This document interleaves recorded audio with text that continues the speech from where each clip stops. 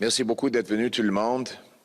Après, je m'excuse, je devrais commencer en disant que je suis honoré d'avoir ici avec moi aujourd'hui Melissa Lantsman, l'honorable député de Thornhill et le chef adjoint du Parti conservateur de gros bon sens, et Roman Baber, qui est notre candidat à York Centre, ancien député provincial et avocat, un grand supporter des Raptors. Après 8 ans de Justin Trudeau, le Canada est plus dangereux. Il y a une augmentation dans les crimes liés à la haine de 150% depuis son arrivée au pouvoir. Évidemment, ça c'est le résultat des politiques qui divisent les Canadiens, une économie qui a détruit les finances personnelles et a causé une désespérance, et finalement des lois qui permettent des criminels d'aller librement dans nos rues et de terroriser notre peuple. On a vu des incidents où les synagogues et des écoles juives sont ciblées par des balles, par des soi-disant Molotov cocktails et par d'autres gestes violents. On a eu déjà des attaques terroristes contre la communauté musulmane à London, à Québec et ailleurs, où des familles musulmanes innocentes ont été tuées par des terroristes. On a vu des églises brûlées à travers le pays. Et on doit se préparer pour protéger notre population contre les dangers qui augmentent. Donc, aujourd'hui, nous présentons un plan de gros bon sens afin de protéger notre population. Premièrement, nous voulons bannir le groupe terroriste IRGC qui est lié au gouvernement d'Iran. Selon un reportage de Global News, il y a 700 personnes liées à cet organisme et au gouvernement d'Iran qui sont en train d'harceler et terroriser les populations perses et juives ici au Canada et qui risquent à favoriser les attaques terroristes.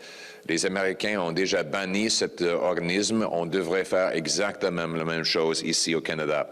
On devrait établir un registre des agents étrangers pour identifier tous ceux et celles qui travaillent pour des dictatures afin de manipuler notre politique, terroriser nos populations et causer de la violence contre des groupes identifiés.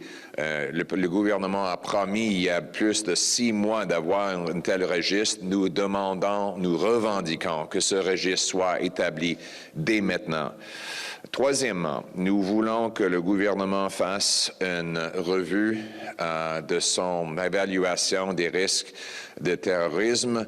On a vu déjà que le gouvernement de le Royaume-Uni a mentionné que le Canada a été à un risque probable d'une attaque terroriste. Le premier ministre a déjà dit qu'il y a eu des attaques terroristes contre les synagogues à Montréal. Donc, il devrait y avoir maintenant, le gouvernement dit que le risque est minimum. Comment ça se peut que le risque est minimum quand le gouvernement a déjà dit qu'il y a eu une attaque terroriste contre des synagogues et des écoles juives à Montréal? Quatrièmement, nous voulons éliminer la paperasse pour permettre des institutions religieuses comme des synagogues, des mosquées et d'autres d'obtenir d'aide avec l'infrastructure de sécurité. Maintenant, ça prend 2 ans pour pouvoir accéder à ces ressources-là. Pendant ces années, les gens peuvent être menacés ou même tués par des terroristes. Et cinquièmement, nous voulons que les policiers et les forces sécuritaires travaillent dans un groupe coordonné des 3 niveaux de gouvernement afin de contrer la violence motivée par la haine. Ça veut dire permettre le partage de renseignements fournis par le fédéral avec les policiers locaux afin d'éviter les attaques terroristes. Donc, c'est ça, ça c'est un plan de gros bon sens pour protéger les Canadiens dans une période plus dangereuse et c'est ce que nous allons avancer comme conservateurs. Thank you very much, everyone, and now in English. I'm very honored to be joined today by the Common Sense Conservative Deputy Leader and Member of Parliament for Thornhill, Melissa Lantsman. We have also Common Sense Conservative candidate for York Centre, Roman Baber, former MPP, lawyer, and Raptors fan. Here we are gathered to present a common sense plan to protect the freedom and security of Canadians in these times. After 8 years of Justin Trudeau, Canada is a more dangerous place. Hate crimes are up 150% after his economy has caused more desperation. His divisive, censorial policies have turned Canadian against Canadian, and his weak laws have allowed criminals and other violent operators to walk freely in our streets and terrorize their fellow citizens. So today, Conservatives present a common sense action plan to protect our people in these times. Our first proposal is we want the government to immediately ban the Iranian terrorist group, the IRGC. This is the most sophisticated, well-financed terror group on planet Earth. It was behind coordinating the October 7th attacks in Israel.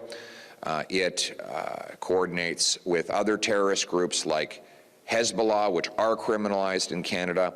According to a recent Global News report, there are 700 regime and IRGC agents operating with impunity, using stolen money, terrorizing our Persian and Jewish populations, and putting Canadians at risk on our soil. I will add, this terrorist group fired a missile at a civilian aircraft, killing over 100 Canadians. This was almost 4 years ago.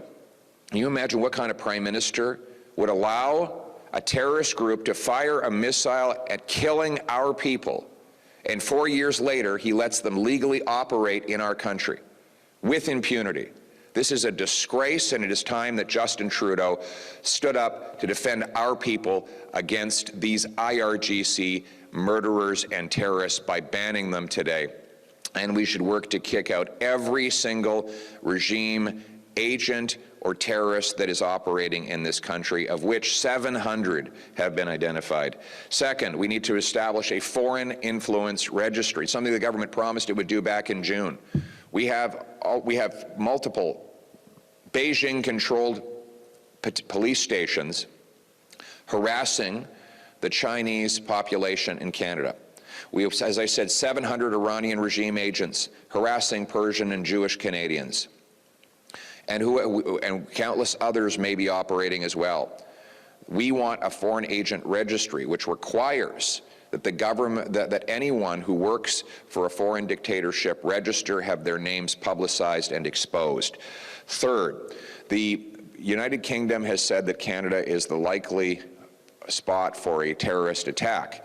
Now, Canada's government says that there's only a medium risk. Well, the Prime Minister said the other day that there has been a terrorist attack on our people. There was a terrorist attack there are multiple terrorist attacks against synagogues and schools in Montreal, according to the Prime Minister, while he says the risk level is only medium. We also have terrorist attacks that happened against innocent Muslims in Quebec City and in London, Ontario, and we've had churches burned down.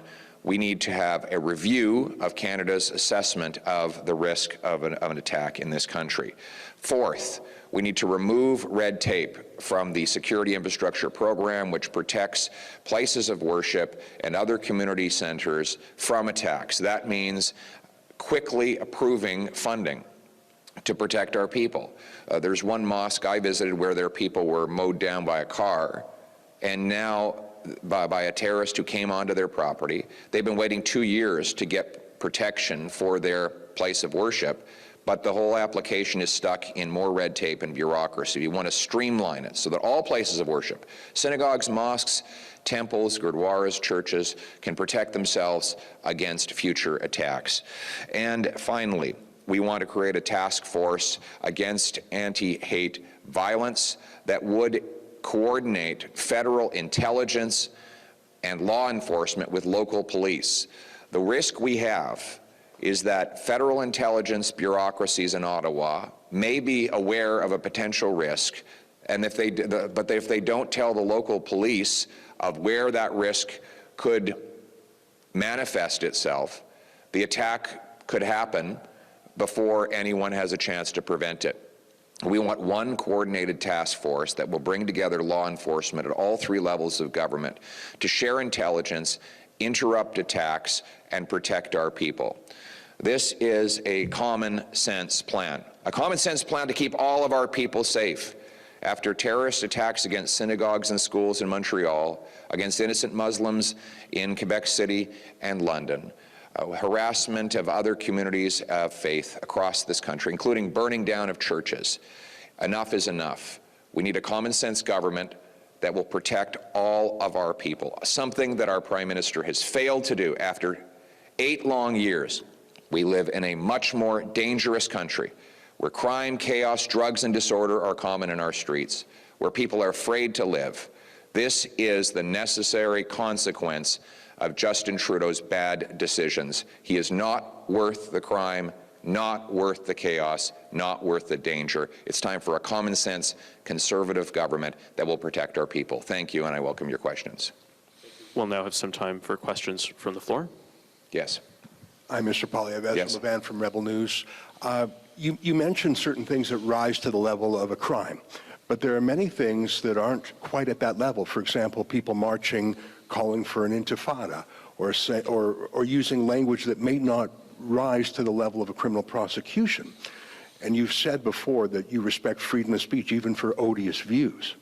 But what about people who are not Canadian citizens, who are foreign nationals, perhaps here on a student visa to go to our schools, and instead of studying at university, they're participating in these hate marches, intimidating people, Jewish restaurants, calling for the death of Jews.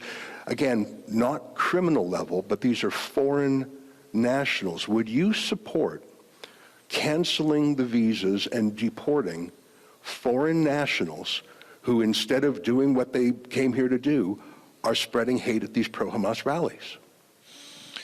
Thank you for your question. You raise a number of different issues. One, if someone comes here on a student visa and they're not actually a student, then on that basis alone, they should go home. We don't want to have, one of the problems we have with the student visa program is that it has been used as a fraudulent point of entry, particularly for corrupt employers trying to get labor from abroad. So in general, we believe that we should shut down all the fraud in the student visa program, and anyone who claims to come here to study that is not actually studying should not be here. With regards to protests, I do believe in freedom of speech. I believe people should be allowed to say things I disagree with, even things that I find appalling. That is the price of living in a free country. The alternative is to have state censors who then decide what kind of speech is acceptable and what is not, and then who chooses those state censors. And then those censors will pick and choose based on their own political views which speech is allowed and which speech is not. That's why I believe in freedom of expression. You mentioned, for example, if someone stands up and calls for violence against a particular group, they can, under the current criminal code, be charged with incitement. Those provisions already exist. And I would encourage law enforcement to make sure those provisions are upheld for any and all people who deliberately incite violence against an identifiable group, because that has been criminalized for many years. And anyone who is convicted of that, who is not a citizen, should obviously not be in Canada. Thank you. Sorry, we're just going to jump to the next question. Hi there, Rob Ford from Global News. Can you explain why the Conservative Party voted against the new Ukraine-Canada free trade agreement? We didn't vote against a free trade agreement. We brought in the free trade agreement. We voted against Justin Trudeau forcing a carbon tax into that pre-existing agreement. Conservatives understand how devastating the carbon tax has been for Canadians. It's caused 2 million people to go to a food bank every single month, 7 million Canadians not eating enough to stay healthy. We never had these problems before Justin Trudeau and his costly carbon tax. Now he wants to quadruple the tax. And just to show you how pathologically obsessed Trudeau is with his tax, he did something that has never been done in the history of trade agreements, which is to put a carbon tax in one. The people of Ukraine are now going to, he expects them to rebuild from a war with a devastating and crippling tax on their energy. The Ukrainian farmers, he expects them to pay a carbon tax while they're trying to feed their hungry people. This is cruel, and frankly, it is disgusting that Trudeau's ideological obsession with taxing working class people, seniors, and suffering families has come ahead of what should have been a free trade agreement. Thank you. Okay, next question. Hi, Paula Loregio with the Canadian Press. Et si vous pouviez répondre dans les deux langues officielles, je l'apprécierais beaucoup. Do you think it was responsible for you to call yesterday's explosion by the customs, by the checkpoint at the Rainbow Bridge, terrorism, when no U.S. or Canadian officials said that was or authorities said that was the case, and when the New York governor also said there was no evidence to suggest terrorism activity? Actually, you're wrong. You're a CP? Okay, so CP, by the way, CP, just for everyone's knowledge, did have to make 3 corrections for falsehoods that they put into a single article. I think that might be unprecedented. I'm actually thinking about checking with the Guinness Book of World Records to see if there's ever been a news agency that has had to issue 3 corrections for patent falsehoods that they admit they had been made in one single article, and now you've made yet another falsehood in your question. Where you are wrong is that CTV reported that the government of Canada was presuming that the incident was terrorist. So, yeah, and that's what I said in my remarks. You're right. It was a media report. But it's citing media reports and not... Which is what I said. In the House, I said there are media reports. And you think that's a responsible thing to go on, to make that kind of a statement at the time without speaking? What kind of statement? Calling something terrorism? I didn't. I said there were media reports. That's the distinction we're making? No, there's no distinction. What I said, and I was right, was that there were media reports of a terror-related event. By your admission, there were media reports of a terror-related event. And that media report, according to CTV, unless you're questioning their integrity now, came from security officials in the Trudeau government. So do you think the CTV was irresponsible in putting out that tweet? Do you think it was responsible? Sorry, I'm asking, and I have already answered that. Do you think CTV was irresponsible to put that tweet out?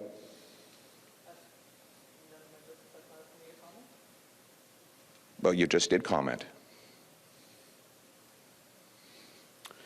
Okay. So, I just hope you're not going to print something that you have to apologize for again. Okay.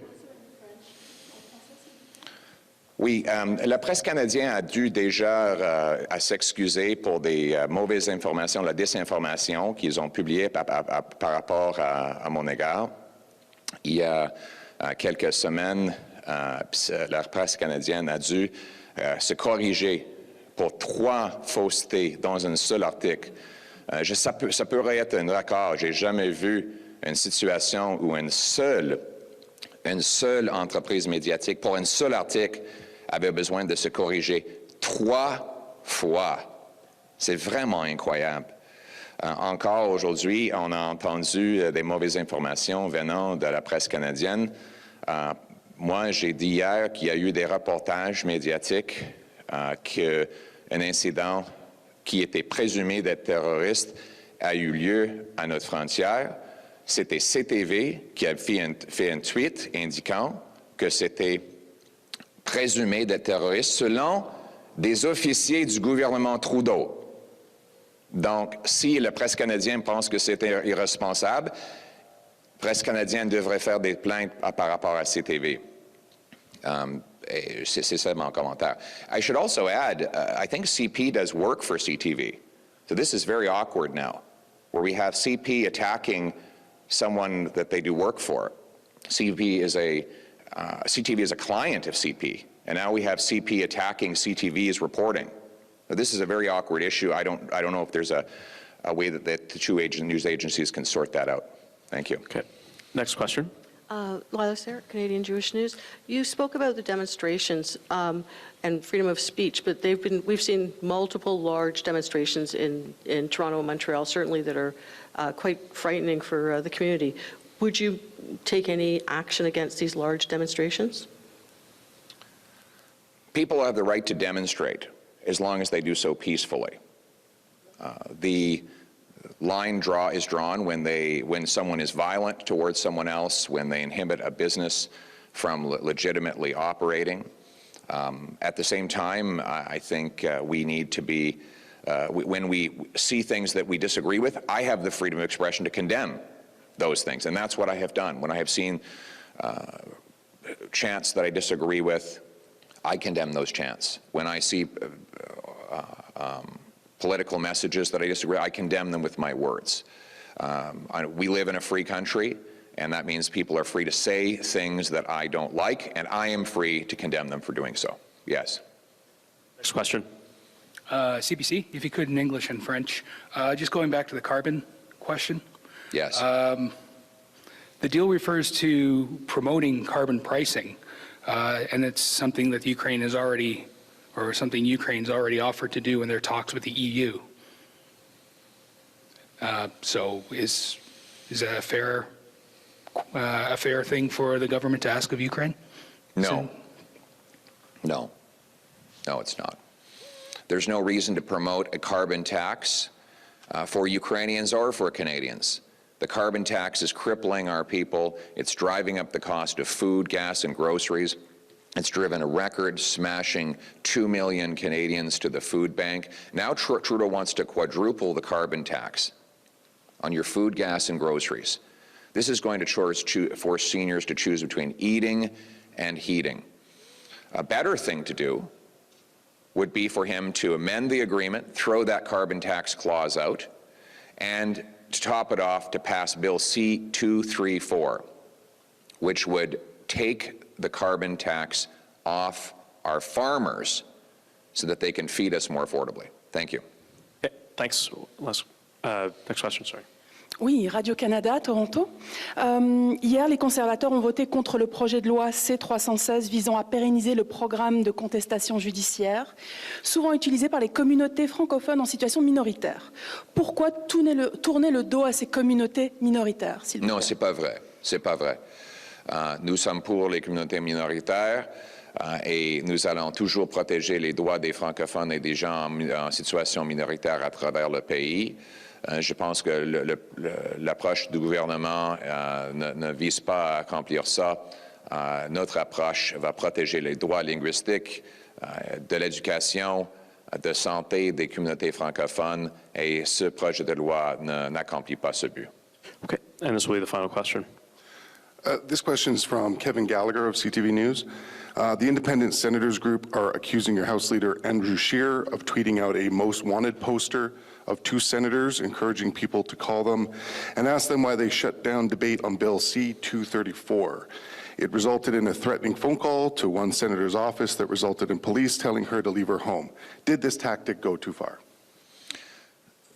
The common sense conservatives are pushing Liberal senators to pass the Bill C-234 to take the carbon tax off our farmers who feed us. And our call is for people to let these senators know that there should be no more carbon tax on our farmers because we already can't afford the price of food. We encourage people to make those calls in a respectful, intelligent way. If someone has been threatened, then they should be, whoever uttered that threat should be held accountable. I receive threats all the time, as do members of my caucus. It's terrible when it happens. That does not change the fact that taxing our farmers makes food more expensive for everyone, And that's why senators should immediately pass common sense conservative bill C-234 to take the tax off and let our Canadian people eat affordable food. All right, thank you very much.